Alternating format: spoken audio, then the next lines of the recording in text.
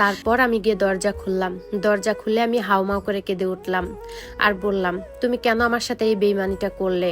উনি তো কিছুই বুঝতে পারতেছে না আমি কি বলতেছি আর কি কারণে কান্না করতেছি। তখন আমি সেই ভিডিওটা দেখালাম।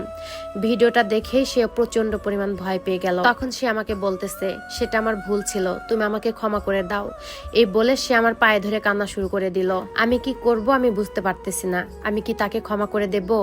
আমার স্বামী আমার পায়ে ধরে অনেক কান্নাকাটি করতেছে আর বলতেছে, ওটা আমার ভুল ছিল, যেটা আমি বুঝে শুনে করিনি। আমি অনেক বড় ভুল করেছি, তুমি আমাকে ক্ষমা করে দাও। এরপর থেকে আমি আর কখনোই এরকম ভুল করব না। ওই মেয়েটা আমাকে ব্ল্যাকমেল করতেছে টাকার জন্য, আমি টাকা দেইনি, সেজন্য তোমাকে ভিডিওটা দিয়ে দিয়েছে। সেদিন সারা রাত সে আমার পায়ে ধরে বসেছিল, আমিও অনেক কান্নাকাটি করেছি।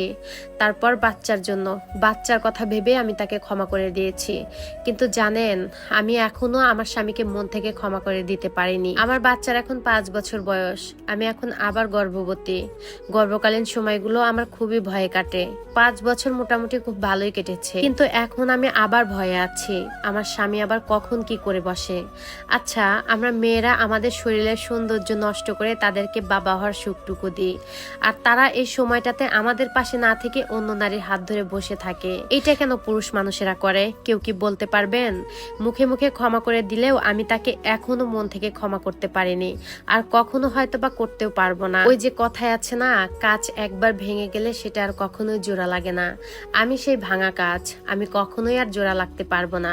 মা একটা কথা ঠিকই বলতো, পুরুষ মানুষকে সহজে বিশ্বাস করতে হয় না। তখন মায়ের কথাগুলো বুঝতে পারতাম না, তখন হেসে হেসে উড়িয়ে দিতাম। এখন আমিও সেটা বিশ্বাস করি, আমার কাছেও সেটাই মনে হয়। পুরুষ মানুষকে কখনোই অন্ধবিশ্বাস করতে নেই। আর এই সম্পূর্ণ স্টোরিটা ছিল একটা আপুর লাইফ থেকে নেওয়া।